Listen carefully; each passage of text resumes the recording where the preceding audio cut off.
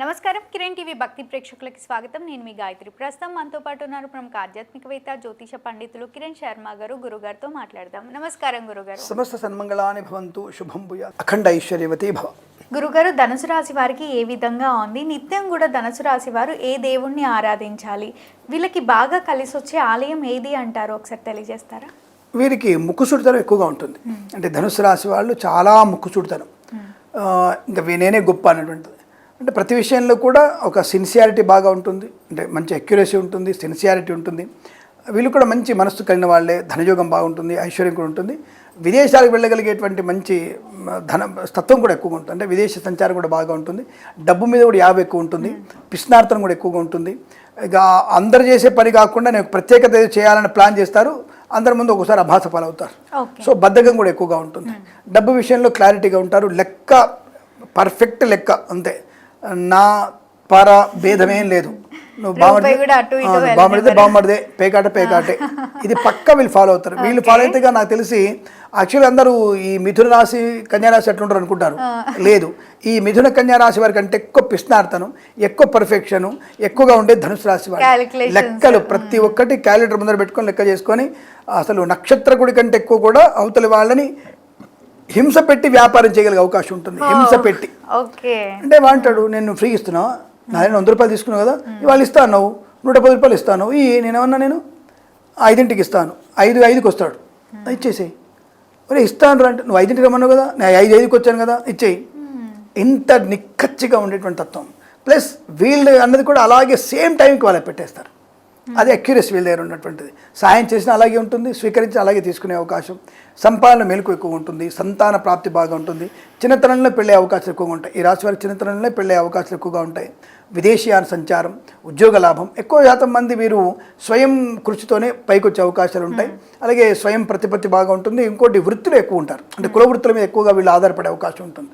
So అంటే ఏ కులంలో వాళ్ళ వృత్తి మీద ఎక్కువ ఆధారపడతారు. అంటే వ్యాపారం చేయరు, ఇటు ఉద్యోగం చేయరు, కులవృత్తి మీద ఆధారపడదు. కులవృత్తి కూడా ఒక వ్యాపారమే, అది కులవృత్తిగా ముందుకెళ్తూ ఉంటుంది. అది అటువంటి కులవృత్తి మీద వీళ్ళు ఎక్కువగా ఆధారపడే జీవనం సాగించే అవకాశాలు, ధైర్యం ఉంటుంది, మంచి అనుకూలత. వీళ్ళకు కూడా ఒక్కోసారి బహుభార్యత్వం ఉంది. అంటే ఇద్దరు పిల్లలు కూడా ఉండే అవకాశం. వీళ్ళకు కూడా ఇంట్లో ఇల్లాలు, వంటింట్లో ప్రియాలు, ఇది ఇంట్లో మావారు, వంటింట్లో మా చిన్న బాబు గారు అన్నట్టుగా సామెత పెట్టుకొని చూసుకోవాలి. అంటే అదే ఇంట్లో ప్రియుడు వంటింట్లో మొగుడు అన్నట్టుగా మనం పెట్టుకోవచ్చు. మగవాళ్ళకి ఆడవాళ్ళకి ఎందుకు పేర్లు మగవాళ్ళకి లేవా, మొగుడు అనుకోవచ్చు మనం. కాబట్టి ఇలాంటి తత్వం అంటే బహుభార్యత్వం, బహుభర్తత్వం కూడా ఎక్కువగా ఉంటుంది. అంటే ఒకేసారి ఉంటారని కాదు, కానీ కొన్నిసార్లు వీళ్ళకి భార్యాభర్తల మధ్య విడిపోయే అవకాశం, రెండో వివాహానికి కూడా దారితీసే అవకాశాలు కొన్ని ఉంటాయి. సంతానం బాగా ఉంటుంది, మంచి సంతాన యోగం ఉంటుంది, మాతృసౌఖ్యం ఉంటుంది, పితృసౌఖ్యం ఉంటుంది, విదేశీయానం కూడా ఉంటుంది. బుద్ధిమంతులే నిజంగా చెప్పాలంటే ఈ గురుగ్రహ రాశులు, అంటే ఈ రాశికి అధిపతి గురుడు. ముక్కుసుడి తత్వము, కొన్ని ముక్కుసుడి తత్వం వల్లనే నష్టపోతుంటారు. కానీ మంచితనం బాగా ఉంటుంది, మంచితనం ఉంటుంది. వీళ్ళకుండా ఇంకో మైనస్ ఏంటంటే క్యూరియాసిటీ. అవతల వాళ్ళు ఏమనుకుంటున్నారో తెలుసుకోవాలని క్యూరియాసిటీ. కాస్త డబ్బా కొట్టాలన్నట్టు ఈయనకి, నువ్వు మంచివాడివి, నువ్వు మంచిదాన్ని డబ్బా కొడుతుంటే వీళ్ళు ఉత్సాహంగా ఉంటారు, ఉండాలి. రెండోది అవతల వాళ్ళ విషయాలు తెలుసుకోవాలని ఇంట్రెస్ట్ ఎక్కువ. రెండోది ఈ గాసిప్స్ని ఎక్కువగా పెంచుతారు వీళ్ళు. గాసిప్స్ని అసలు లేదమ్మా అక్కడ ఉండే పెన్ను అంటే, కిరణ్ శర్మ గారు నన్ను పెన్ను దొంగతనం చేయమని చెప్పాడని చెప్తారు. పెన్ను అక్కడ ఉందమ్మా అని చెప్పడానికి, కిరణ్ శర్మ నన్ను పెన్నులు దొంగతనం చేయమన్నాడని చెప్పడానికి ఎలా ఉంటుంది? అలాంటి మనతో అంటే వీళ్ళు గాసిప్స్ని వెంటనే స్ప్రెడ్ చేస్తారు. ఇంత ఉంటే ఇంత పొడుగు చూపించేటువంటి లక్షణం, అదిగో తోక అంటే ఇదిగో పూలు అన్నట్టుగా వేషాలు. ప్లస్ అవతల మీద ఇంట్రెస్ట్ ఎక్కువ తెలుసుకోవాల విషయం. రెండవది తాచెడ్డ కోతి వన్నమల్ల తెడిచని, వీళ్ళు చెడిపోతున్నారనే విషయం 10 మంది తెలుస్తుందని చెప్పేసి అందరినీ ఒక గంపలో వేసేస్తారు. అందరం చెడిపోదాం అంటే కాలేజీ డుమ్మ కొట్టాలి, వీడు డుమ్మ కొట్టాలి, సినిమాకి వెళ్ళాలి. వీడేస్తాడు, అరే మంచి సినిమా, అందరినీ నేను తీసుకెళ్తా సినిమాకి, మీరు గోడ దూకి వచ్చిన తర్వాత టికెట్ తీసుకొస్తా అని చెప్పి తీసుకెళ్ళిపోతారు. అంటే వీటితో పాటు అందరూ కూడా నాశనం అవ్వాలి అటువంటి ఒక కుచితమైన బుద్ధి కూడా వీళ్ళకి ఉంటుంది. అలాగే ఎవరైనా తక్కువ మార్కులు రాస్తుంటే నేను చెప్తానే రాసుకొని చెప్పగలిగే టాలెంట్ ఉంటుంది. అంటే అవతల వాళ్ళని పాస్ చేయగలిగే అవకాశం, అవతల వాళ్ళని డెవలప్ చేసే అవకాశం ఉంటుంది, డిగ్రీ చేసే అవకాశం ఉంటుంది. అటువంటి వ్యక్తిత్వం బాగా ఉంటుంది వీళ్ళకి. మంచి కవులు, సినిమా డైరెక్టర్లు అవ్వడానికి అవకాశాలు కూడా ఎక్కువగా ఉంటాయి. గురువార వ్రతం ఎక్కువ చేసుకునే ప్రయత్నం చేయాలి వీళ్ళు. అలాగే క్షేత్ర దర్శనం అంటే వీళ్ళు తప్పనిసరిగా దత్తాత్రేయ స్వామి దేవాలయ సందర్శనం చేయాలి. దత్తుడిని వీరు ఎంత పూజిస్తే అంత అద్భుతంగా ఉంటుంది. అలాగే వీరికి ఏదైనా గురువు యొక్క ఆరాధన చేసుకోవడం మంచిది.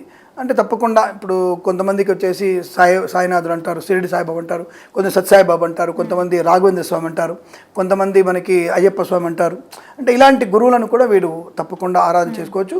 అంటే మళ్ళీ ఇప్పుడు కాంట్రవర్సీ, ఇప్పుడు దేవుడా టాపిక్ వద్దు, నేను మళ్ళీ చెప్తున్నాను. నేను దేవుడు అంటే గురువు ఆరాధన వేరు, ఇది వేరు. అయ్యప్ప దేవుడు అంటే అయ్యప్ప జన్మతః దేవుడిగా పుట్టాడు, ఆయన హరిహర పుత్రుడు కాబట్టి ఆయన శాస్త్రంలో కొంత విషయం ఉంది. కానీ మిగతా వాళ్ళందరూ కూడా దైవాంశ సంభూతులు తప్ప దైవంతో సమానంగా వారు గురువులు మాత్రమే.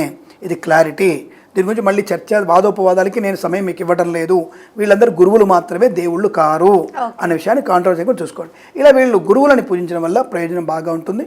దత్తాత్రేయ స్వామి ఎక్కువ పూజించడం, గాణగాపురం వెళ్ళడం, అలాగే మనకి ఇక్కడ పిఠాపురం స్వామివారికి దగ్గర వెళ్ళడం తప్పకుండా వీరికి బాగా కలిసి వచ్చే అవకాశాలు బలంగా ఉంటాయని చెప్పవచ్చు. అలాగే మనకి లక్ష్మీ దేవాలయం ఉంది. ఇక్కడ మనకి లక్ష్మీ అమ్మవారు శక్తిపీఠం, కొల్హాపూర్ లక్ష్మీదేవి, అక్కడ కూడా మీకు స్వామివారి దత్తపాదుకలు ఉన్నాయి. అక్కడ కూడా వెళ్ళడం వల్ల వీరికి 2 రకాల ప్రయోజనాలు, లక్ష్మీదేవి అనుగ్రహాన్ని పొందుకోవచ్చు, అలాగే దత్తుడి అనుగ్రహాన్ని పొందుకునే అవకాశం కూడా బలంగా ఉంటుంది. కాబట్టి ఆ దర్శనం చేసుకోవడం. ఒకవేళ గుడికి వెళ్ళలేని వాళ్ళు ఏం చేసుకోవచ్చు, ఎలాంటి పరిహారాలు చేసుకోవాలంటే తప్పకుండా ఇంట్లో కంపల్సరిగా సత్యనారాయణ స్వామి వ్రతాన్ని నెలకు ఒకసారి చేసుకోవాలి వీళ్ళు, లేదు 6 మాసాలకు, లేదు సంవత్సరానికి ఒకసారైనా సత్యనారాయణ స్వామి వ్రతాన్ని చేసుకోవాలి.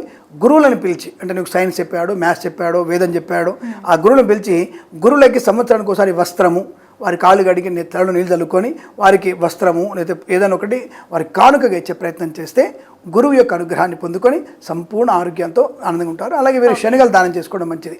అంటే పసుపు వస్త్రంలో శనగలు పెట్టి దానం చేసుకుంటే చాలా మంచి ప్రయోజనం ఉంటుంది, కలిసి వచ్చే అవకాశాలు కూడా బలంగా ఉంటాయని చెప్పవచ్చు. తప్పకుండా గురుగారు. శుభమస్తు, అఖండ ఐశ్వర్యమస్తు.